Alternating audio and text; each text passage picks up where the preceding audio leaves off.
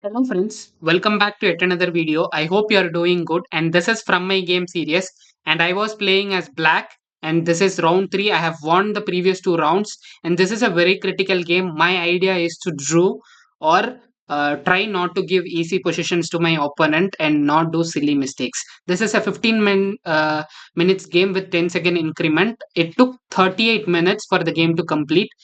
Pure entertainment. You will definitely learn something from this video and enjoy something. And let's get into the game. I was playing as black and my opponent is from 1900 rating range. He is Chris Petal and I was in 1600 rating range, and with this win I moved to 1700 rating range. And my usual advantages are to give double pawns, exchange the bishops, and use the knight better, and try to go to end games which is suitable for me. All of those comfort zones were put under risk for me in this game, and I have to come out of it. He utilized his knight very well, and one of my favorite piece become the worst enemy in this game.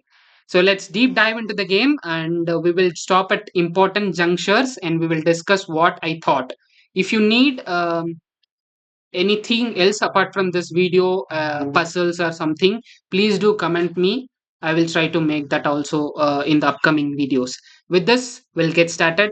B3 was played. I don't know what to play against this B3, and I prepared for E4 D4, but as this was played, I want to play solid and not to give any piece for free. I played d5 and I will quickly take it through bishop b to play knight f6. Then some pieces were played and exchanged. He exchanged my knight. I had to exchange it. If I take with the pawn, then I will end up with double pawn structure.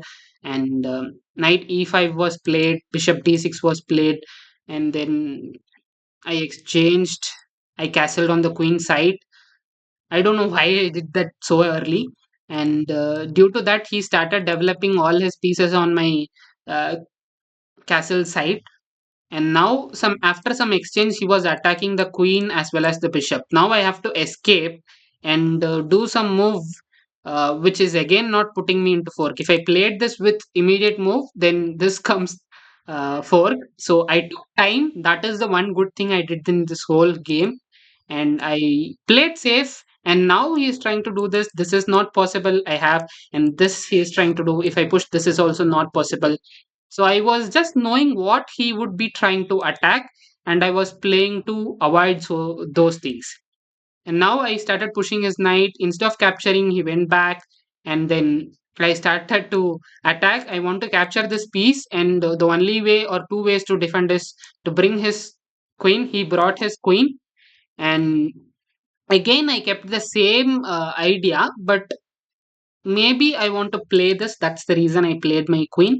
And he started pushing on this side. Maybe I don't want to play this bishop b5. That is his thought. I think so. And then I played g5 because I don't see any good move. I just have to break through something. And I played g5. Why? Because if I play this, if he takes, I take. He can take it with this or with this. With this, he'll attack the queen as well as the bishop. So I want to remove one of this pawn. So for that I played g5. And if he takes, I can take it with the rook. And if he is not taking, I will take and put some pressure on this pawn, also on this pawn. And he brought the knight to move this queen. With this, he cut off his queen defending the g2 pawn. And I took it, and he castled on the queen side. I took the other pawn also, and he captured it back. Now this queen is not doing anything. I have to bring it back, and so I bring it back to f3, and he moved the knight back to d3. Here is where an important phase happened. We exchanged couple of pieces. That doesn't impacted the game much, but the impact is right from here for me. So what I was doing is I want to exchange his queen, or if his queen moves, I want to win one of the pawn by giving a check and taking it. That was my plan. So I played rook g2, and here I didn't thought there is a move called rook knight e1 attacks the queen and rook, giving a forced move. And once he played that, I took some 3 minutes of time, calculated all variations. Am I losing? Am I winning? Am I better? Am I giving away something? Then I found out nothing I have missed. So I can go for a forced line, take his queen. If he takes my queen, take the rook, and if he takes the rook with the king or the rook, I am better. We have a rook and knight versus rook versus bishop end game, and I will get some open file with the exchange. I will be it is black to move, then I will bring the rook and attack. That was my all calculations, and it went as planned. And from here he went here maybe to stop this, but my initial plan is to come to g4, and he played a solid game, guys. He gave constant threat. That is what we should all learn from an opponent, and we should try to incorporate in our chess games. Now I was attacking this pawn, he can defend in this way, and he did the exact same when I what I planned. And this bishop is not doing much. All these pawns can't move. This pawn also can't move. And so many problems I had. So move to sort that out. I want to bring the bishop in a different route and give some discover check. That's the reason I played bishop e8.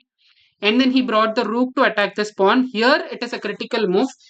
We have to think, guys. That is why it is important how much we visualize or see the future moves. Because if I move the king here and try to think to stop this pawn, he can give a check, and I have to move somewhere. If I go here, he will take this pawn. So he is winning an exchange and a pawn. So that is why it is important not to defend with king and defend with bishop, either this way or this way. But I went with this way because I need the bishop to go and defend this pawn. That helped me in a different position. I would show you that. And he started pushing my rook, and I attacked his pawn. And now, without check, also he played this knight. That is unexpected. And with this unexpected move, he is attacking this pawn with his knight and rook, and I am defending with only with my bishop. That is one defender, two attacker. And with my gut feeling and instinct, I took this pawn, because if he takes this, I can take it, and if you are taking, I'll give some check and try to defend this pawn. And there is no checkmate. I can somehow escape. So all those things calculated, I took the pawn, and he has not captured it back. That is my, like, I got surprised, and he played f5. And that is also a great move, guys. If many people, if the bishop is not here, and if many people, what they will do is take this pawn, bishop is not there, checkmate. Why it's checkmate?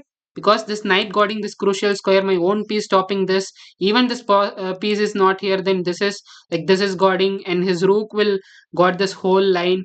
That crucial move, and because of this bishop guarding this checkmate square, I went and took. And at times we should not do that, because knight can do some forks, but this fork is also not possible. Hence I took that pawn, and he know that this is the real threat. So I want to save this, because if I do something else, I will lose this piece. And if I move this somewhere else like this, then checkmate is incoming. So I want to attack or defend this square, and also keep my bishop safe. And my rook can't reach and safeguard this. That's the problem. Defend yourself. This bishop was put into a position. If you want to survive, defend yourself. This is one life lesson. And I went to g6, which I said why I chose f7 instead of d7, because I can go here and defend this pawn as well as this pawn. And with this I defended all the squares. And here if you see, there is another checkmate square. This is one checkmate square when rook is on this file, and this is the other checkmate square when rook is on this file. And he can give this check, I can defend, and he can take it back again, it will be a checkmate. So I have one more piece here. Even though it is one attacker, I need two defense. So now I brought the rook to e3 and defended this checkmate square. If he gives checks, I will defend it with this rook or with the bishop. It is important you should defend with the rook. Why? Because this piece will fall if you defend with the bishop.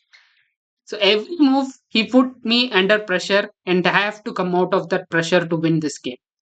And he started attacking this rook. Maybe I wanted to move my rook somewhere, but it is important to keep the rook on the same file. And instead of moving the rook, I started pushing this pawn, because I don't see any threat apart from the checkmate, and I defended everything very well.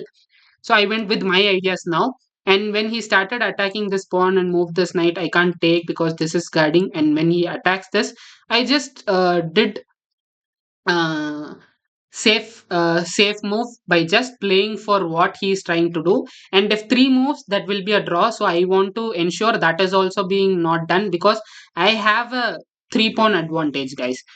After this, he went back here trying to attack the rook again, and I came here to safeguard this checkmate square and start pushing this. That was my idea. And now when he attacked this, I left it out with, if you want to take it, take it. I'm just going to push this pawn. And somehow I'll give this check, go here and push this pawn and check, like queen it. That was my all plan. And then I went with that.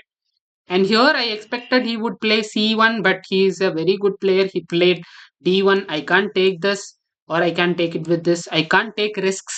Now still this knight is here and defending this square, and here defending this square. So powerfully placed. It may look at times that he is going for one idea move, that taking this pawn, but that is a double idea move, guys. So I should be very careful. And with that, I escaped my king. I made a move to escape on b7, and he took the other pawn also. Now from 3 pawn advantage, I dropped down to 1 pawn advantage, and I gave the check now, because there is no checkmate threat. If he gives, I can escape. I utilize this bishop, and still this bishop is defending this h7 pawn, and the only move is to go here, and maybe I should give this and promote. So that was the calculation, and he has went there, and I pushed it. Now comes the critical square. Like, he gave this check with this knight, and here I calculated fully. If you take this, I will promote it and checkmate it. And if you are not taking and move some other squares, like if I move to b8, then this is, I am setting the trap for myself. You have to go to open fields as long as possible. So because my rook can support, if I go here, I am checkmating myself.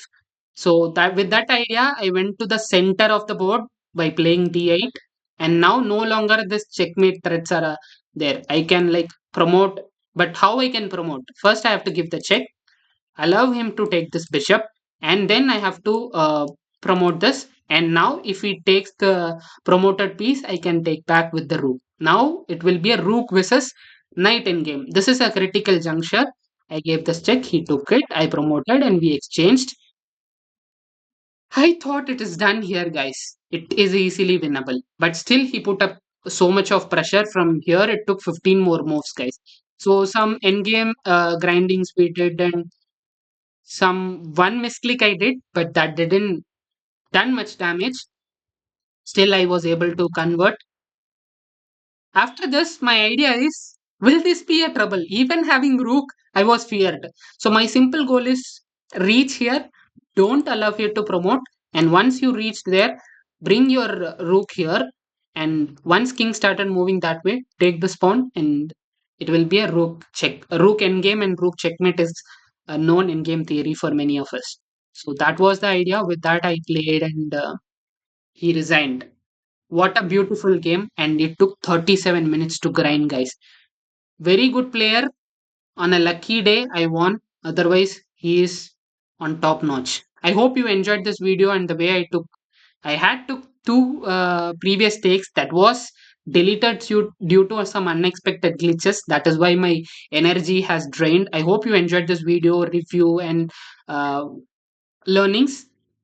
With another video, will I will meet you, all of you, and round 4 is going to be tough. I am going to play a 2200 rated player. Whatever so happens, I am going to learn a lot.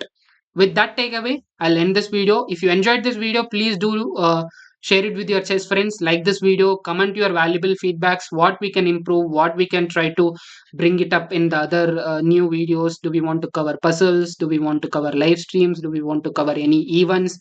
So all those comments you can drop it down. I will be open to take it up, and I'll try to bring as many good contents to you uh, as long as possible. Thank you so much for watching. We'll meet you in another video. Until then, tata, bye bye from United by Chess and Mohan's Magic.